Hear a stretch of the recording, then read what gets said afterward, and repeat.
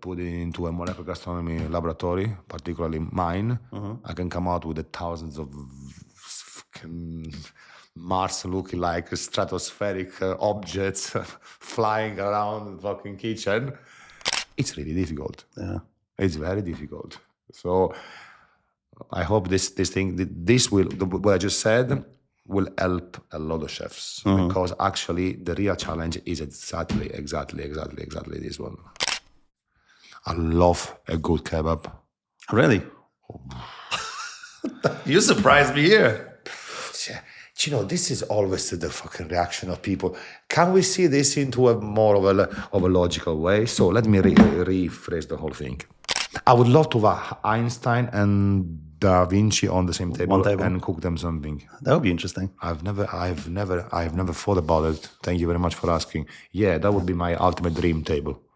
Welcome to Cosmopolacypodcast, a place for laid-back, uncensored conversations with extraordinary guests. On behalf of the host, I'd love for you to subscribe and leave a rating.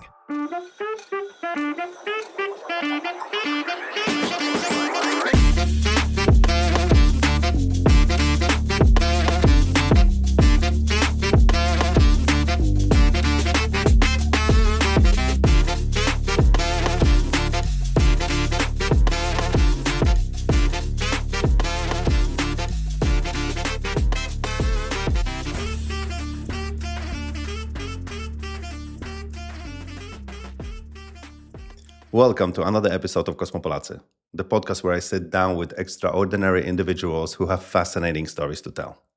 Before we jump into today's conversation, I want to thank you all for tuning in, following the podcast on Instagram, and subscribing to the YouTube channel.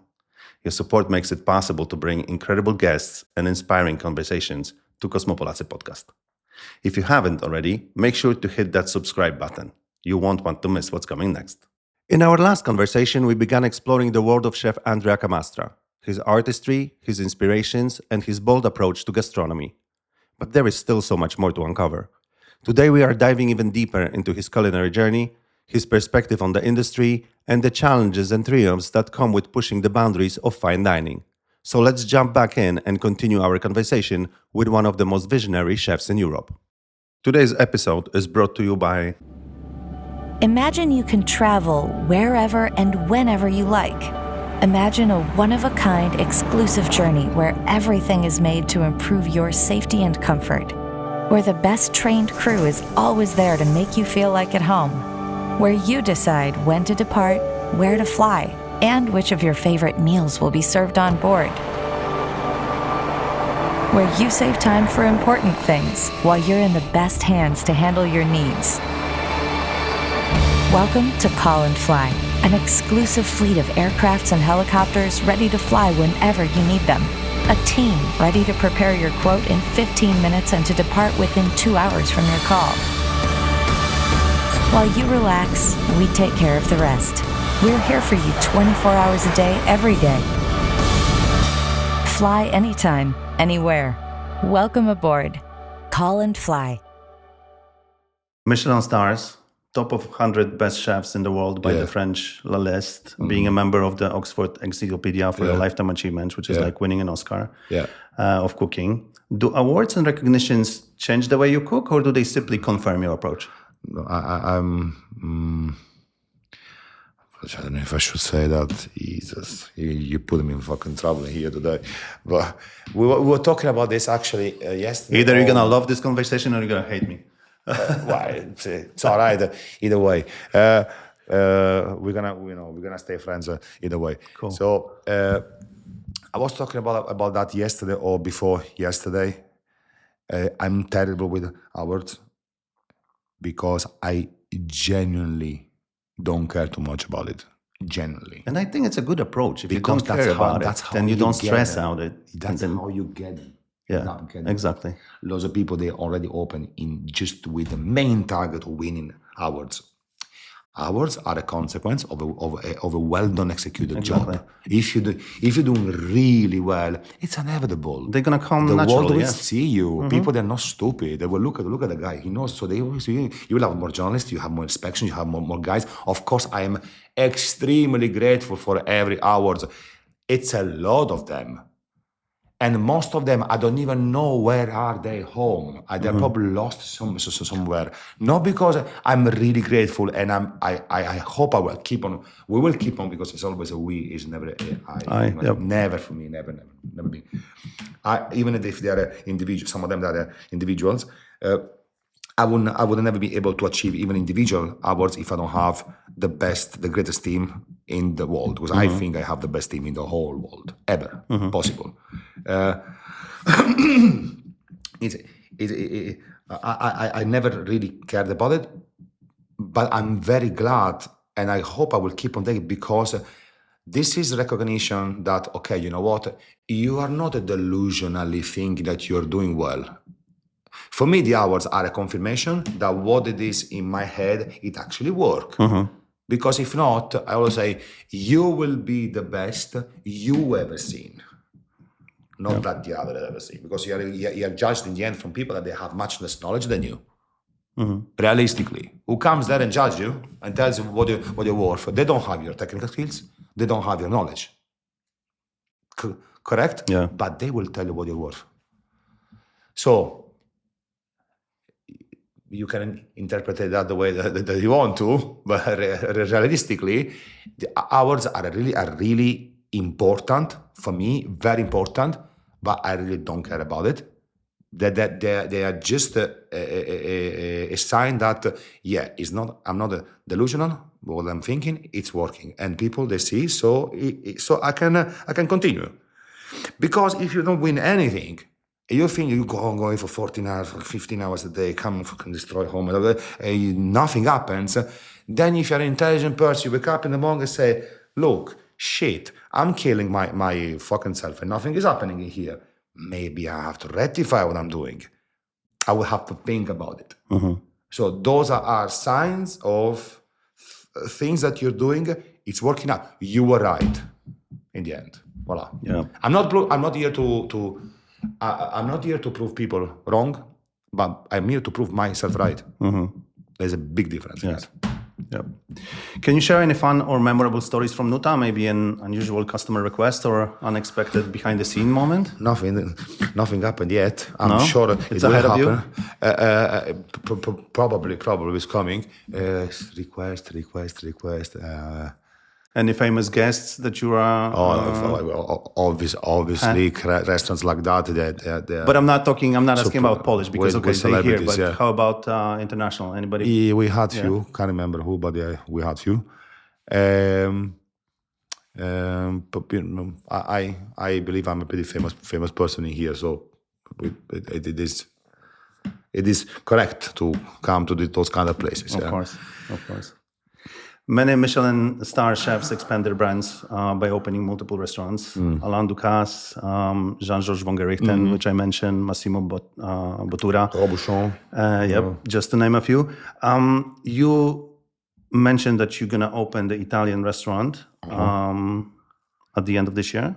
Any other plans? And you also mentioned that you want to open Karczma, right? Yeah. And I have another couple of very interesting projects, but this is for the... in Poland or international? Yeah, no, here. Okay. Between today and the next 5 years, I have another couple of very interesting projects, and especially one of them, I'm not going to say what. Simple reason being that I think I've never seen anything like it before in the world. So let me rephrase the question a little bit. Would you ever consider something outside of fine dining, like a casual bistro, street food concept maybe, or even food-related media project? Possibly. Yeah. Okay. Yeah. Okay. Or even better, all of them in one combined. That would be something. I should not say more. Now I'm getting something out of it. Yeah, you're getting something. A few more questions and we're going to be at the finish line. Yeah. What do you see as the next big culinary trend that will shape the future of that fine dining? Naturality, simplicity. Okay. We're going back. Rightfully so. I'm so happy about it. Because I've grown up in both of those worlds, from the very artisan thing, very conventional way of doing it, to an extreme modernity and everything else. So I saw them both. And probably this modern world sometimes has been taken to extent that should not have been taken to a bit too much. So we are going back a bit, slightly. It has to do with all this informality, situation that the world is going on with food, especially.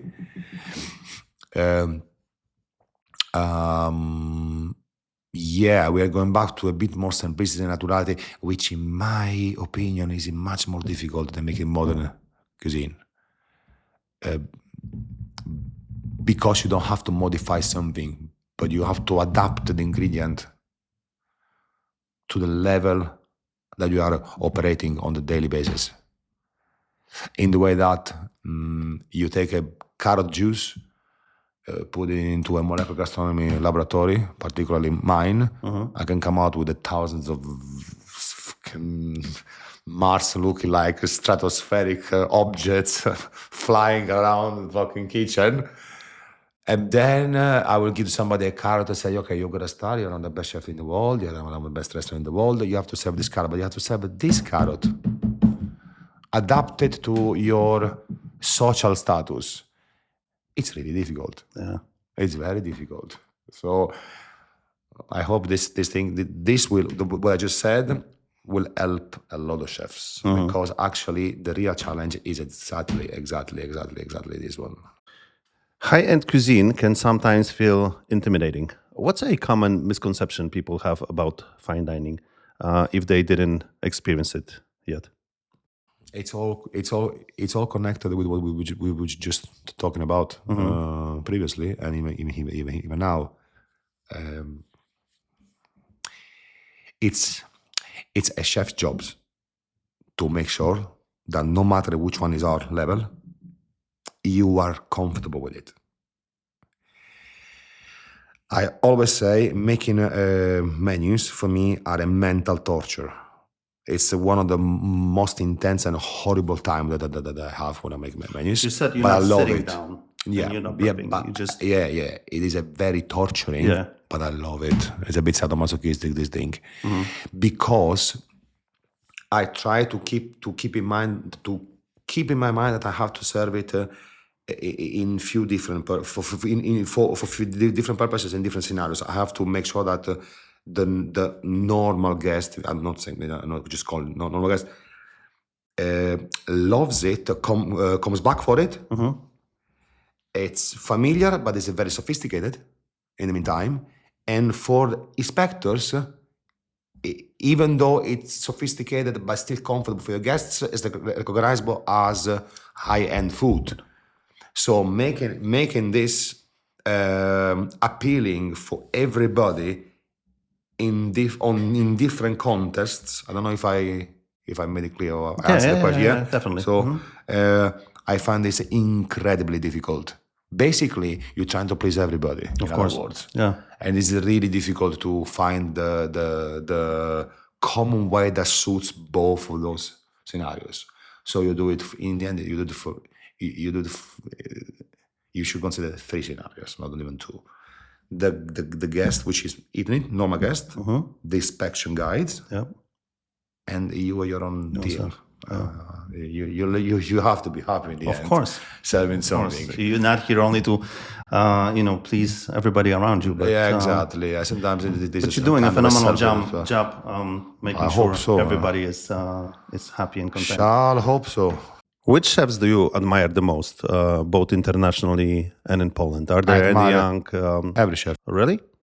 I have admiration for everybody who shares the same dream as mine. And that I know that works really, really, really hard. So I do appreciate every chef, cook, chef, Is there whatever. anyone in the world that you would be willing to collaborate or you want to collaborate with? I would collaborate with anybody. As long as it's not an asshole. Yeah, literally. Yeah. As long as it's not a fashionable, fancy asshole, then everyone else is, welcome to perfect cooperation. What advice would you give to young chefs who dream of reaching Michelin-star success? Make sure you understand your passion, if it's really a passion or not. And if it is, work hard for it, really. I know that we are not, as I said, we're closed 2 days a week. We don't open for lunches. Still, you have to be there 13, 14 hours a day. Enjoyed it. Understand if this is exactly what you want. Because if not, you're wasting your time and your boss's time. But some seems a little bit hard, but try to understand whether the passion that you claim it's real. Because I've seen loads of bullshit around in the past 30 odd years. I'm in the business, and if it is really that one, don't give up. Go for it, because it's hard. But as I say, our job is like an athlete that does the 100 meters sprint, Usain Bolt, right? The hardest you work, the faster you go, the quicker you will relax later arrive to the target. People think, oh no, I have to do this on the age of 60, 65. If that's your plan, you choose the wrong profession. Our job is get in, get successful quick, get out. But if you start early and you push for it and you stop whinging like a little girl, crying, it's too much. Just do something else. Yeah. But if you really mean it and you do quick, you're gonna have a much more benefit than most of the percentage of the people around in the world. You can really make it. But if you think that you have to be very comfortable making it and achieve all the results and retire before your 50s, then you're a delusional idiot, because it's not going to happen. Yeah, it's not. Nobody will give you anything for free. You have to work hard for it. But if you do it well, pays off. It pays off big style. So be aware of that. Then the success is ahead of you. Work hard. The message is work hard for it. Yeah, work hard for it. Don't give up. Be strong mentally and physically. You mentioned at the beginning music plays a big role in your creative process. Yeah, very much. What kind of music inspires you when you're working new dishes? Music is as strong as a passion as food. It's literally 50-50. I was actually part of an international CD like 3-4 months ago, actually. I was one of the arrangement person and an artistic director of one of your solo violinists, worldwide famous. Patrizia, it's her name. And I was one of the artistic director of the CD. So this is mainly classic music. Yeah. But this wasn't a classic, it was classic, but with a lot of background in modern music. A very interesting project. I like every style of music as long as it's well executed and it's well done technically. Because as a musician myself, I look very much for the technicality of who is playing it. I'm not a huge fan of electronic music, as you can clearly understand. Every musician is not against, but should be an embellishment. There you go. It's like molecular gastronomy. The electric touch, it's very welcome. We are in the modern world and we love technology, me especially. But those should be embellishments. So I like every style of music as long as it's done correctly. I don't have particular preferences. I mean, I do have preferences. Which are? Latin, jazz, and funky. That would be my nice. That's the one that I graduate of. So, nice. But I listen everything. Well done. So that's why I'm probably against 99.9% of the new world of the music, because if you can buy, somebody will sue me. Who gives a shit? Somebody of the modern artist, you cannot even call them an artist. You just copy from the past. You buy it for 50 euros, and you can buy a Miles Davis or John Coltrane CD for 5 euros. We are in the shit, and this world is crap. That's right. That's what it is. That's right. Since you're a musician, I imagine that being in an open kitchen in your restaurant, it's like conducting an orchestra and performing in front of an audience. I had to get used to. Would you agree? Would you agree that it's something like that? Do you enjoy working in an open kitchen? You said you had to get used to it. No, yes. I know why. Do you want to touch on that? Okay, cool. So we're going there. Yes, let's go. We're going there. Right. Yeah. That was my first open kitchen, and I've worked in an open kitchen. But at times I can lose the fucking plot, if you can say it. I'm very temperamental and I'm pretty loud. Emotions, artists. Because we take everything so close to our heart. You know? So if somebody is trying to screw it up, you obviously will react aggressively. And I had a lot of it. Since I have an open kitchen now, I don't know if it sums it up, probably unconsciously, subconsciously happened, but it's cool. But I don't have a need to be an asshole because I have a fantastic team. Most of them is a long time we are working together. We understand each other. Everybody knows where they're working. Everybody has a sense of responsibility towards it. No need for it. But definitely people say that one because there's apparently because we're not from their side, we're from the other side, so we don't see this happening. But everybody says that it's pretty much like a ballet, like a theater, because we are very well skilled and organized. So when something gets called out, everybody knows what to do automatically. So you see a little bit of a dance in the kitchen.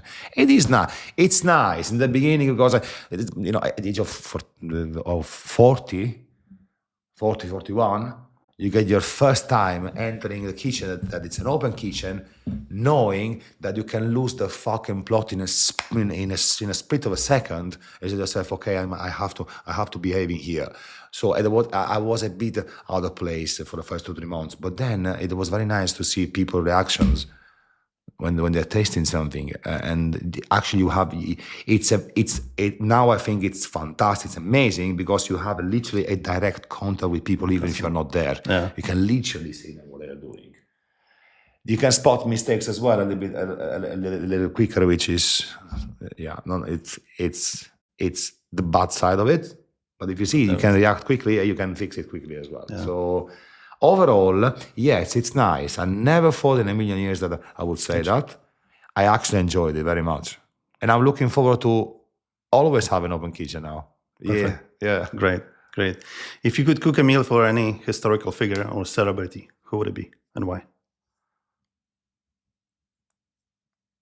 Da Vinci, probably. Da Vinci. Yeah. Artist for an artist. Yeah.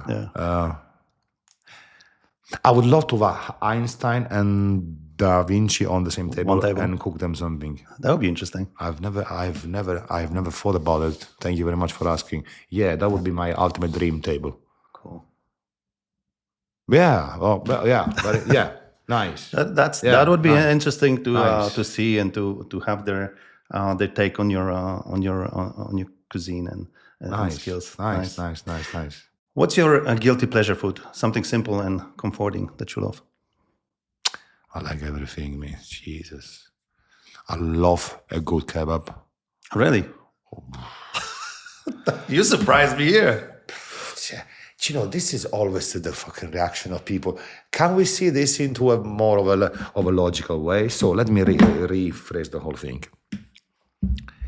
You get a log of, if you do it freshly made, of course, of amazing marinated meat for a long time, rubbed it up, matured, infused, that is slowly roasting, creates lots of crust of umami in the side and crunchy meat, amazingness, goodness into a possibly homemade flatbread, which is thin, really light.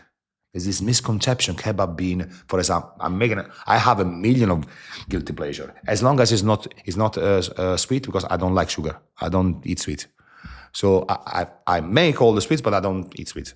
Into a really thin bread and stuffed with a lot of vegetables and a spicy sauce, which I love, and you roll it up and you bite into it. What's not to like? When it's nicely made, it is, one, very healthy. Again, really thin bread, small carbohydrates, close to nothing, no yeast inside. So digestible. It's the healthiest bread you can possibly eat, with some freshly chopped vegetables and a really nice roasted, whether it's chicken or whatever, with some spicy chili sauce. Chili is even healthy. What's not to like? Obviously, if you give me a shit kebab full of cream and dry garlic powder, which is disgusting and stays in your stomach for a fucking century, then obviously it's disgusting. As would be disgusting a pizza made into a chain commercial company. Correct. It's the same thing, but a nicely made one. Yeah, it's delicious. You just made me hungry. Yeah, as a matter of fact, I was thinking about. I even woke up hungry, to be honest. I got just a few more questions. Yeah, And, I'm enjoying it, actually. So Warsaw has become a major hub for fine dining, as you mentioned. What do you think makes this city special in this regard? let's start by saying that it's the best city I've ever been to. Really? And you've been around the world. Oh, a lot. You experience a lot of different restaurants. Yeah. And you So I have a still benchmark. Think that I have a Warsaw is benchmark. yeah. I can compare that. Yeah. At the moment, for me, is the best city that you can be, the best city that where you can live in Europe. Mm-hmm. Full stop. It's clean, very clean. It's safe, very safe. Still, let's see what the future. Let's not go there because you know, politics are not my forte. I don't understand it, and I don't even like it. So We're not talking politics. yeah, I really fucking hate it. So yeah, I hate the whole thing about politics. Yeah. It's clean, it's safe, it's a civilized very. It's very easy to move around. It's very easy to do anything. It's very easy to sort out your daily processes. Whether it's going to pay the bills or whether it's going to shopping, whatever it is. It's a beautiful city, and I'm actually surprised at how good this place became right now. I wouldn't be able to live in any other city at the moment, even including Italy, especially Italy. It feels great to live in Warsaw. What about dining here? Lovely. There is a variety of foreign restaurant, locals as well. Not that there's nothing. There is, of course. I find much more in here than I find in Italy, perhaps. In terms of if you whatever you want to eat Indian, but Indian, I'm addicted to Indian. I love Indian food as well. It's one of my favorite cuisine of the whole time, in the whole world. Whether you want to eat Thai or Indian or Mexican or Chinese now, there are 2-3 places I've discovered now in the past few months, which are amazing. Italian food. There is a choice. Burger bars. I had some amazing burgers. Obviously, you can call that a guilty pleasure. I don't know. Okay. Guilty pleasure means Pleasure means that not it's eating not shit. Or it means that it's not 100% healthy, but it tastes great, and you feel guilty about having it, you know. But I think, you love it. Yeah, and if you balance it, then it's fine. If you eat it daily, of course you're gonna die quicker. Of course, quicker. But if you eat it like once a month, come on. Now I have to sit down with you again, and you have to give me a list of your favorite places in Warsaw, so I can. Yeah, I will text you about it. I will have a long list. There is a lot of places which I adore in here. As a matter of fact, when I go to Italy, I struggle to find perhaps Indian cuisine. And I'm there 2-3 weeks already. I say, okay, I love all of this. I love the prosciutto. I love Italian cuisine because it's not because I'm Italian. Italian cuisine is so good. The products that we have there are incredible. Amazing. Best in the world for a very good reason. But after a week or so, I said to my wife, I'll fancy a Rogan Josh, I fancy tikka masala, I fancy a tava fish. There's nothing in here. One time we were 2-3 years ago, I think, we put ourselves in the car. I was in Puglia, in my own house. We tried to drive around Puglia for 100 kilometers of perimeter to find a shithole that you could call an Indian restaurant to get in and get something. I was desperate for it. You don't find it. In here, out of the 4 there's plenty. Yeah. And plenty of good ones. And the good ones, yeah. Whether it's Indian, whether it's Thai, Indonesian, Korean. I will always live in this city, and I will never leave this place. Promise you, really. So we can agree that Poland is good for me to be standing strong on the European stage when it comes to dining. Comes to dining and a lot of other things. Yeah. Well, you can. I don't want to be too partial about it, but look what's happened to the rest of Europe. We don't have to go through. Yeah. In here at the moment, when most of the countries in Europe are declining big style, here is going higher and higher and higher as the days are passing. That's the place to be. That's true. Let alone Warsaw, the whole country. That's the place to be. And I could spot it 14 years ago. So I wouldn't stay. I had no physical reason of being here. To stay, yeah. Zero. Yeah. Zero. So I could perceive it straight away. The vibe was different.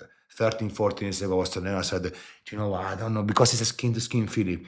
Things here are getting great by the day passing. You noticed in walking around, driving around, just turn your head, all the times a building pops up in 6 months. What the fuck? Wasn't here 6 months ago. Mm-hmm. Everything was really quick. A lot of people made loads of money. Yep. I could generally perceive it 14 years ago. What's your take on Polish traditional cuisine? Do you have any favorite Polish dishes? Oh, I love traditional cuisine. Yeah. What's your favorite?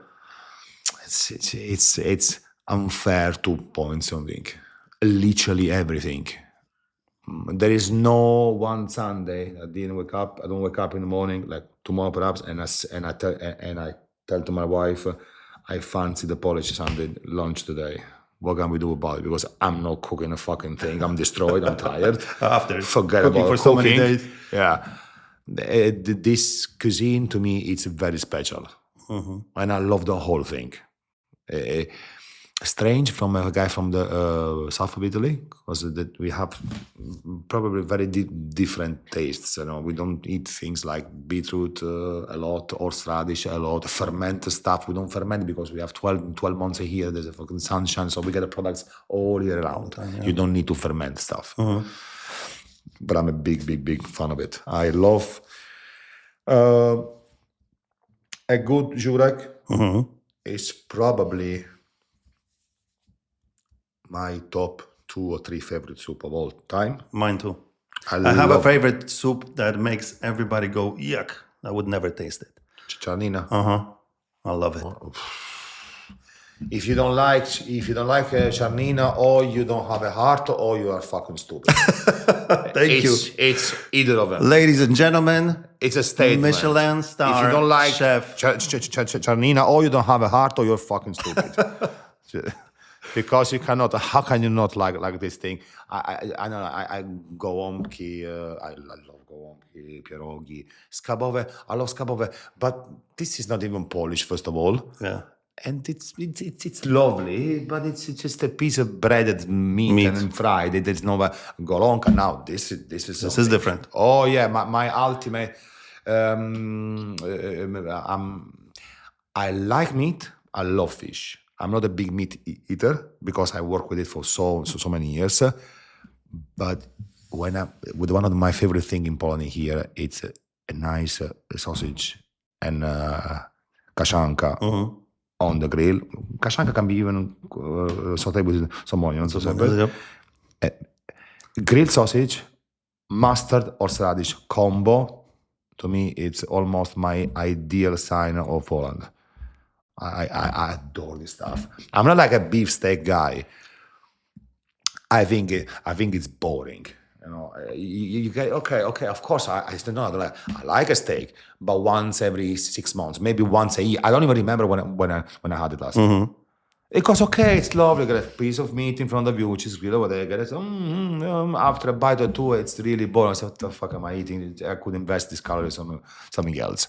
But when you talk about a nice goulash or a bit of sausage or a nice belly or chicken wings or a pork neck, I like long stew, you know, when all the flavor comes out over many hours of cooking. A bigos, I'm 20% bigos in the veins. This, you know, the real stuff. That's why I really like this cuisine, because most of the meat applications are this long, slow cooking. Yes. And I love the stews. Amazing. Now you made me even more hungrier. As a matter of fact, We touched we're about... gonna start to bite each other shortly. We have touched a little on the great restaurants in Poland and Warsaw. If someone were visiting Warsaw for the first time, which restaurants, besides NUTA, of course, would you recommend they try, and why?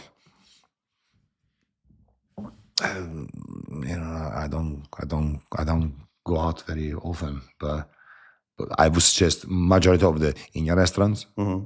Select a nice Italian restaurant like Spacca Napoli, Da Gero, few others. I can't remember the names. If you want a nice piece of meat, go to the Connoisseur Grill perhaps. Indians, well, thousands of them. Rani, Indian Summers, Mr. India, for a sushi, all these Alontan restaurants, they are phenomenal. For a nice Polish food, there is Schabowy. I think does a fantastic job with it. The list is long, literally hundreds of restaurants. Try to find, but where are the fucking Polish karczma? Man, this is ridiculous. It's in the future. I know who's going to open it. The guy is sitting in front of me. I don't want to be the only one. I don't have only few seats free.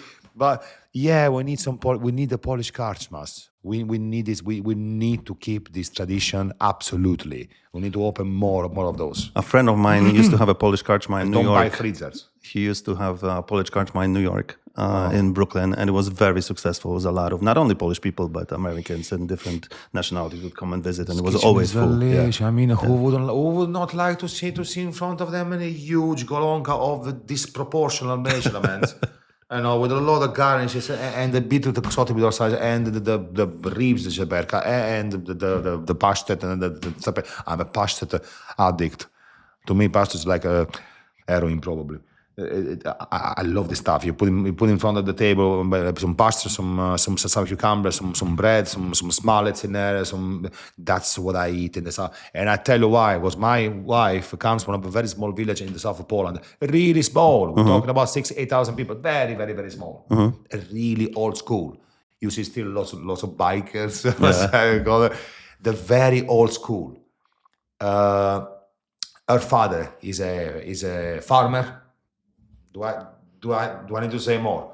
It's 14, 15 years. I'm eating the traditional food. And we should have, when foreigners comes in here, they should have a chance of experiencing this amazing food. Perfect. So what are your future plans? Stop with the fucking pizzeria.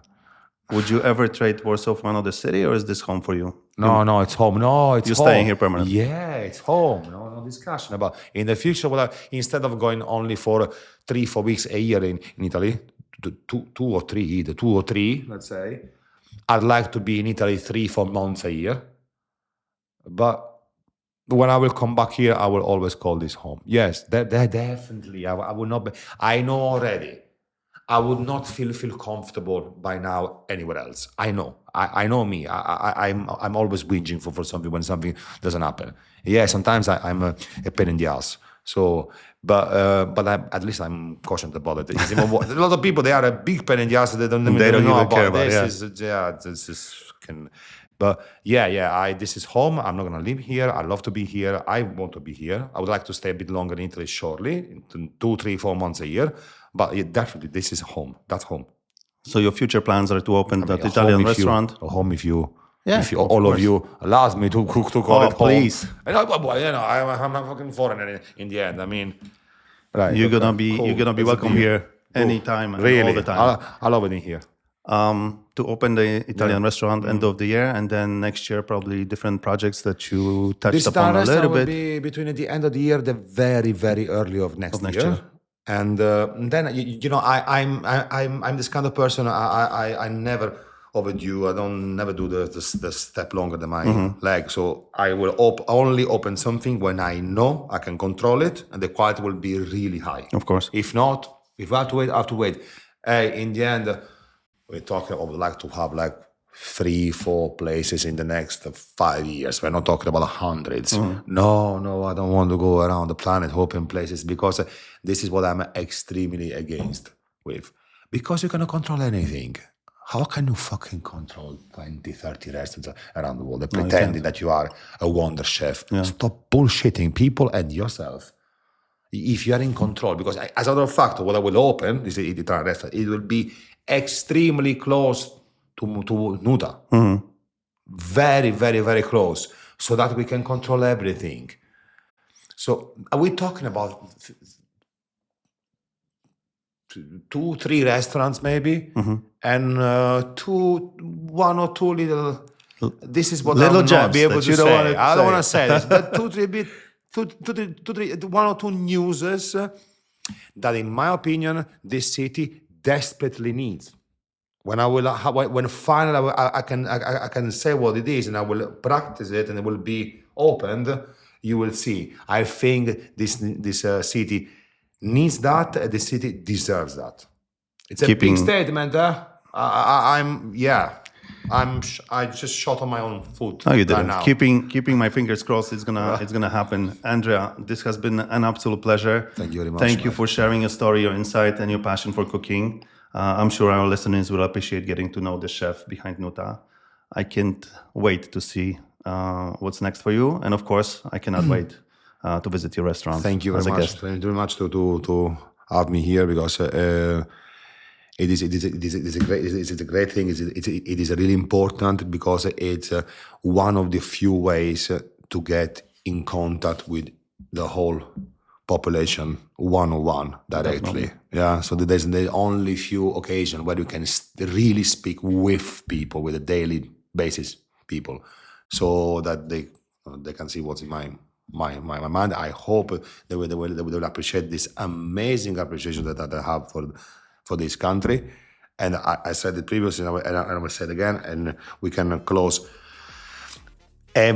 all the best things that happened in my entire life happen in this country. So thank you for hosting me. Thank you for having me here today. Thank you to Poland to give me what I always wanted in life, and good luck to everybody. Thanks a lot, guys. It means a lot to me. Thank you very much. Thank you. That was brilliant. On behalf of the host, thank you for tuning in. If you enjoyed this episode, I'd really appreciate it if you subscribed and left a review.